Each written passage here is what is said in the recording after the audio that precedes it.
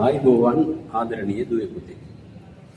මම අද ඔයාලට කියලා දෙන්න යන්නේ සාමාන්‍ය පෙළ විභාගයට මුහුණ දෙන ඔයාලට තාමත් වටිනා පාඩමක් ගැන.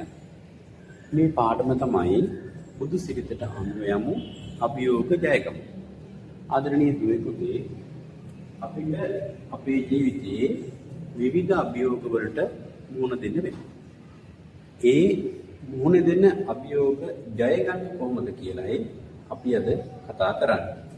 ලෝකයේ අභියෝග වලට මුහුණ දීලා ජයගත්ත ශාස්ත්‍රඥ වහන්සේ නමක් තමයි අපේ බුදුරජාණන් වහන්සේ. උන්වහන්සේගේ ජීවිතයට ආව අභියෝග මොනවද? උන්වහන්සේ ඒ අභියෝග ජයගත්තේ කොහොමද කියලායි අද අපේ පුංචි දුවල පුතාට මම කියලා දෙන්නේ. දුවේ පුතේ, අපිට ඉස්සෙල්ලාම හම්බ වෙන පාඩම තමයි බුදු සිරිතට අනුව යමු අභියෝග ජයගමු. මේ පුතේ, අභියෝගයක් කියලා කියන්නේ මොකක්ද? අභියෝගයක් කියලා කියන්නේ මෙන්න මේ වගේ දෙයකට. අපි කොහේ හරි ගමනක් යනවා. මේ ගමන යනකොට භාගයක් යනකොට අපි යන මාර්ගය අබලන් වෙලා තියෙනවා. මාර්ගය කැඩිලා තියෙනවා. අනිත් වගේ වෙලාවට අපි ගන්න මොන වගේ තීරණයක්ද? අපි මේ ගමන යනවද? නැත්නම් නවත්තනවද? වෙන පාරකින් මේ ගමන යනවද? නැත්නම් යන්න පුළුවන් තැනකින් ගමන යන්න උත්සාහ කරනවද?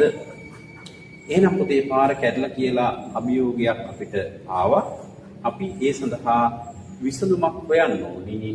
ඒ අභියෝගයෙන් පැනලා යන්නේ නැතුව. අනිත් වගේ තමයි අපේ ජීවිතවලටත් විවිධාකාර අභියෝග එනවා. අපිට විභාගයක් කියලා කියන්නේ අභියෝගයක්.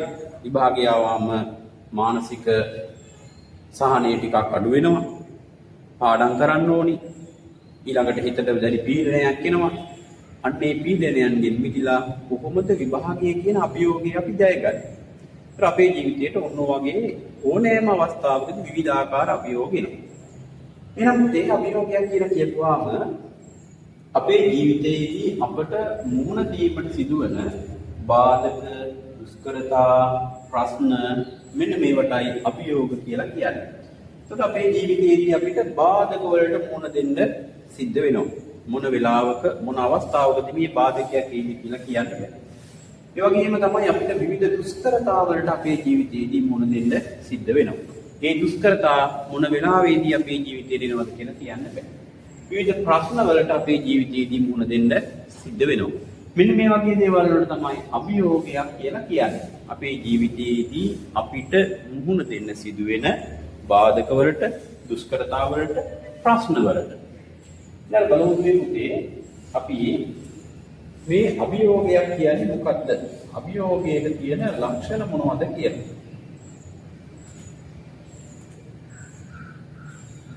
අභියෝගයේ තියෙන ස්වභාවය බලාපොරොත්තු නොවන බව. අපිට අභියෝග එන්නේ කියලා නෙමෙයි. බලාපොරොත්තු වෙන අවස්ථාවක නෙමෙයි අභියෝගයක් නැමින්නේ.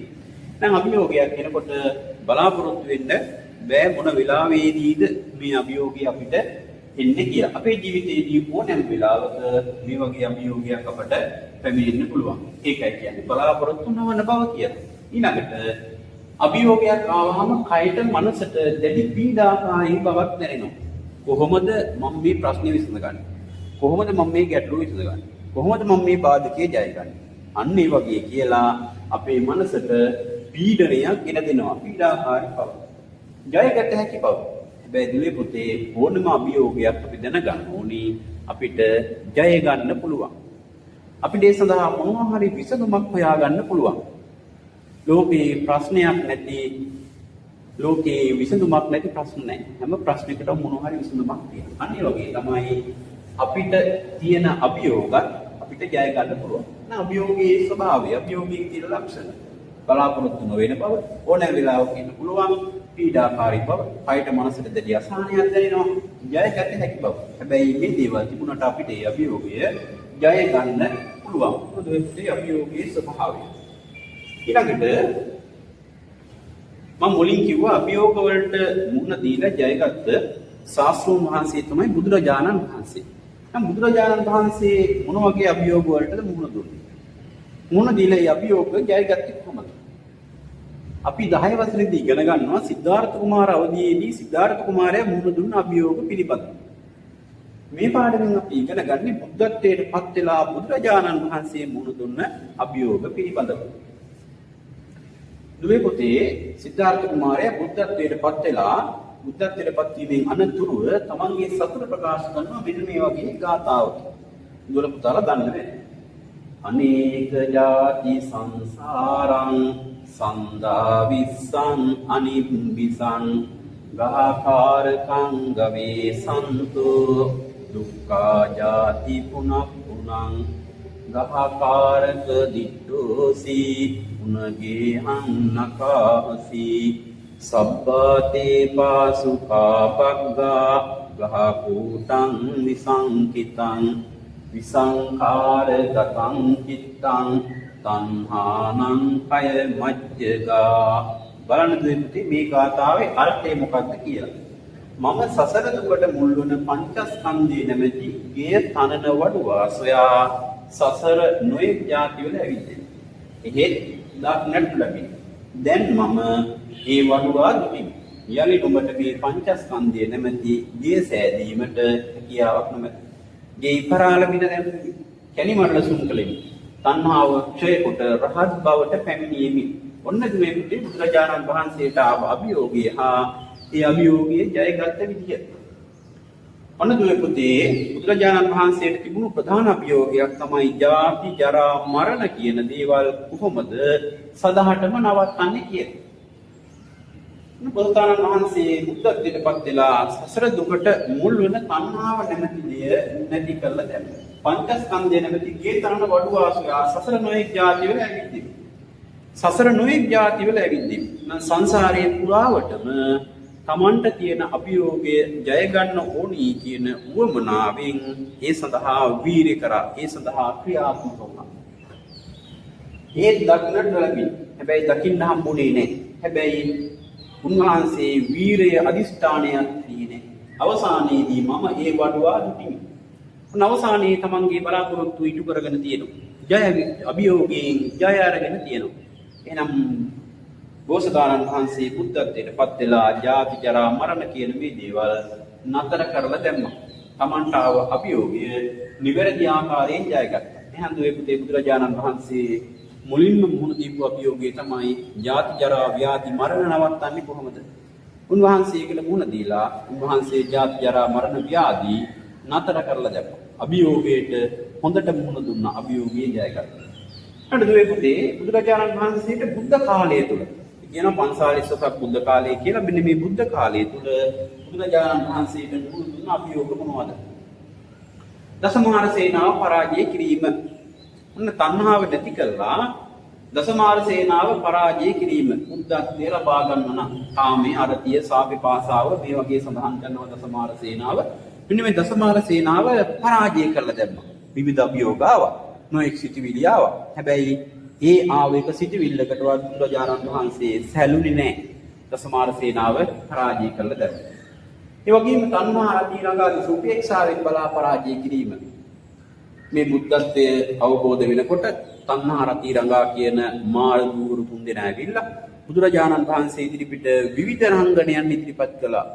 විවිධ සිටිවිලි සිත ඇතුළට ඔබවන්න උත්සාහ කළා. හැබැයි බුදුරජාණන් වහන්සේ ඒ එක දෙයකින්වත් හැරුණේ නැහැ. උන්වහන්සේ ඊටමත් උපේක්ෂාවෙන් ඉවසීමෙන් මේ දේවල් දිහා බලාගෙන ඉඳලා උන්වහන්සේ මේ දේවල් පරාජය කළා.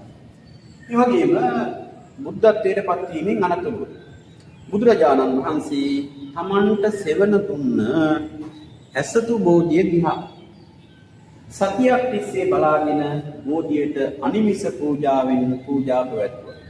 ඒ දුවේ ඇස්පිල්ලන් නොගහ අපිට විනාඩි 5-10ක්වත් ඉන්න පුළුවන් කමක් නැහැ.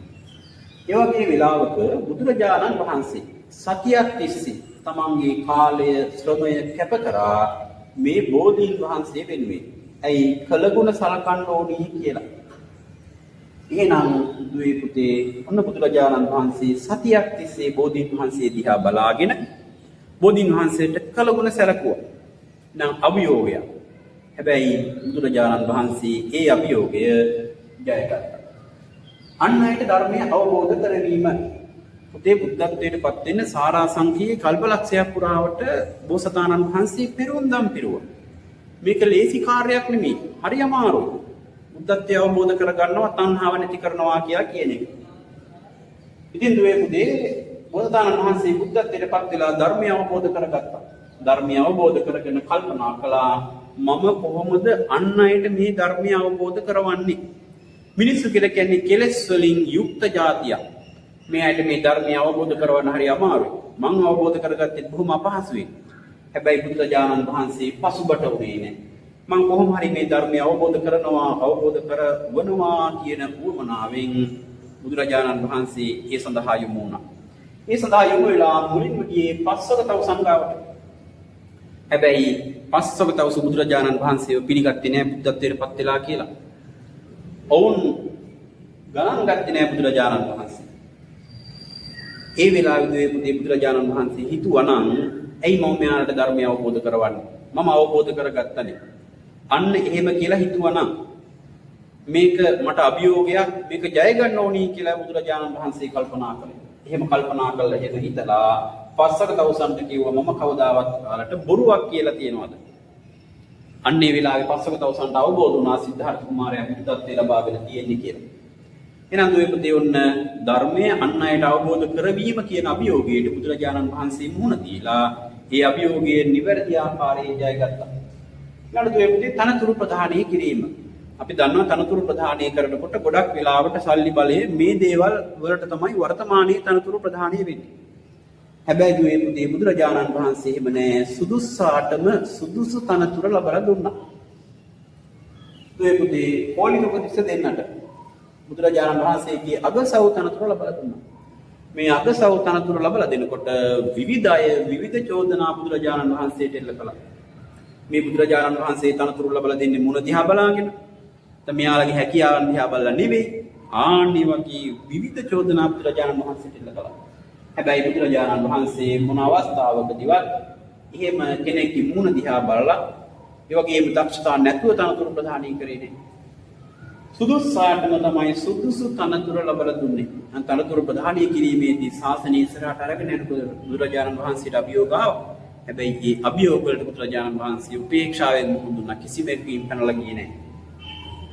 ධර්මදර විනයදර භික්ෂූන් අතර ඇති වූ ගැටලුව ද්වේපතේ ගෝස්කාරාමේදී ධර්මදර භික්ෂූන් වහන්සේලා පිරිසක් සහ විනයදර භික්ෂූන් වහන්සේලා පිරිසක් අතර ගැටලුවක් ඇති වුණා. එක අවස්ථාවකදී එක් භික්ෂූන් වහන්සේලා කණ්ඩායමක් වැසිකිළියට ගිහිල්ලා වාජිනේ වතුර ටිකක් ඉතුරු කරලා ආවා.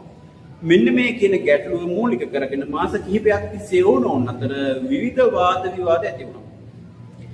ද්වේපතේ බුදුරජාණන් වහන්සේ ගිහිල්ලා කිව්වා මේ වගේ වාද විවාද කරන්න එපා සමගි වෙන්න කියලා. හැබැයි කවුරුවත් ඇහුවේ නැහැ.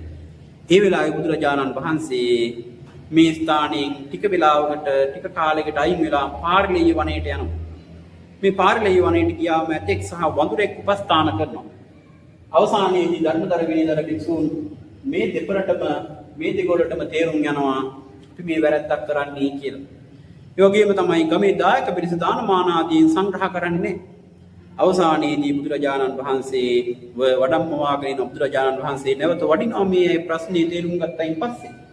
සමග්ගාවෝ තමා විවදත. මහණෙනි විවාද කරන්න එපා. සමගි වෙලා කටයුතු කරන්න. ඔන්න මේ ශාසනය ඉස්සරහට අරන් යනකොට ආව අභියෝග. ශාසනයේ කියපුවාම ඉන්නේ එක වගේ කෙනෙක් නෙමෙයි විවිධාකාර පිරිස් විවිධාකාර මතවාද තියෙන අය ඉන්නවා. මේ මතවාදත් එක්ක අපි කොහොමද කටයුතු කරන්නේ?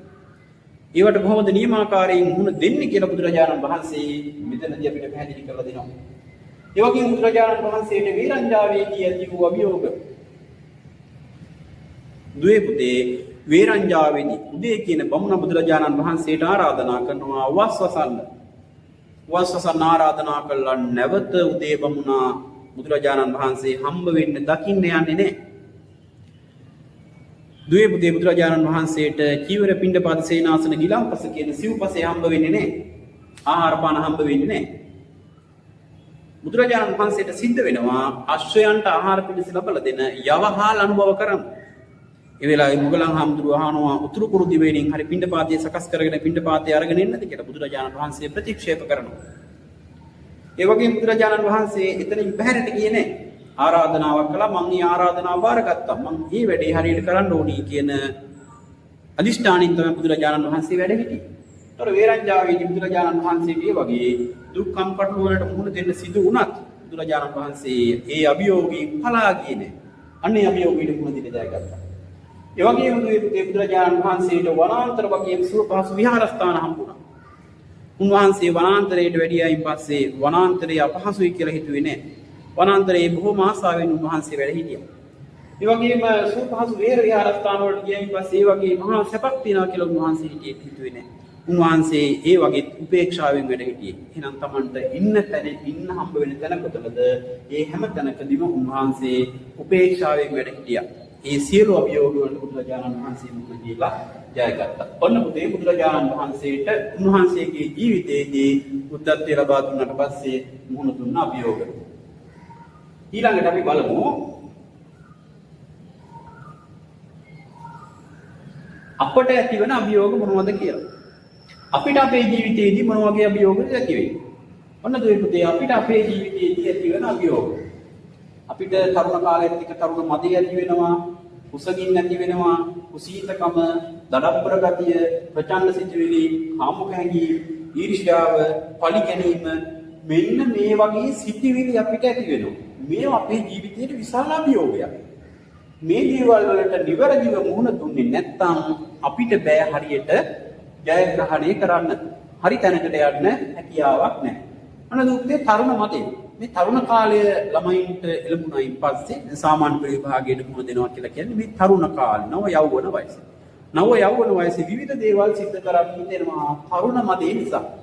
ඒකට දුවේ ඔය ගොඩාක් වෙලාවට බයිසිකල් එහෙම අරගෙන ඉස්සරහ රෝදේ උස්සගෙන යන්නේ. ඔය මේ කාලේ ඇති වෙන ආසාව. පස්සේ කුසගින්න. අපිට කුසගින්න කොහොමද දැනෙනවා. හැබැයි අපි මොනවා හරි වැඩක් කරන්න ගියාම කුසගින්න බාධාවක් කියලා හිතන්න හොඳ නැහැ. ඒක අභියෝගයක් කියනවා. කුසීතකම කියන කම්මැලිකමට. අපි උදේ පාන්දර අවදි වෙන්නේ නැහැ. ඊළඟට රැට පාඩම් කරන්නේ නැහැ. තාම ගොඩක් උදේ ඒ නිසා තව ටිකක් නිදා ගන්නවා කියලා කල්පනා කරනවා. ඊට පස්සේ මේ ගොඩක් රැ වුණා ඒ ඉඳ නිදා ගන්නවා කියලා කල්පනා කරනවා. අන්න ඒ වගේ කම්මැලිකම තිබුණා. ඒකත් අපිට අභියෝගයක්. මේ කම්මැලිකම කියන අභියෝගය අපි ජය ගන්නවා. දඩබ්බර ගතිය. කවුරුවත් කියන දෙයක් අහන්නේ. කවුරුවත් කියන දෙයක් ගණන් ගන්නෑ. මේ වගේ ගති අපෙන් තියෙනවා අයින් කරලා දාන්න. ප්‍රචණ්ඩ සිතිවිලි. හැම වෙලාවෙම කාත් එක්ක හරි බැනගන්න, ගහගන්න, අහන්නේ වගේ දේවල් වලට අපි යන්න උත්සාහ කරනවා. මේ තරුණ කාලේ අපිට ප්‍රචණ්ඩ සිතිවිලි එනවා අපේ හිතට.